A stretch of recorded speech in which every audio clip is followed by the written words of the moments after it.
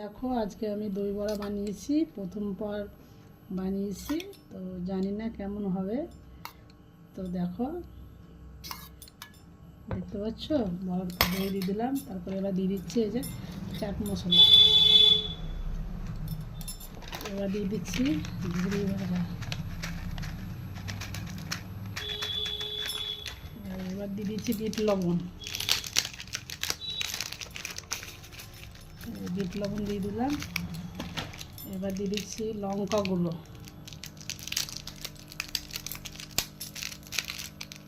যে লঙ্কা গুঁড়ো দিলাম। তো এবার সবার শেষে দিয়ে দিচ্ছি এই যে তেঁতুলের চাটনি, এই যে। তো বন্ধুরা, দিদির হাতে দই বড়া খেয়ে নাও, দিয়ে বলো কেমন হয়েছে। ঠিক আছে, টাটা, আজকের মতন।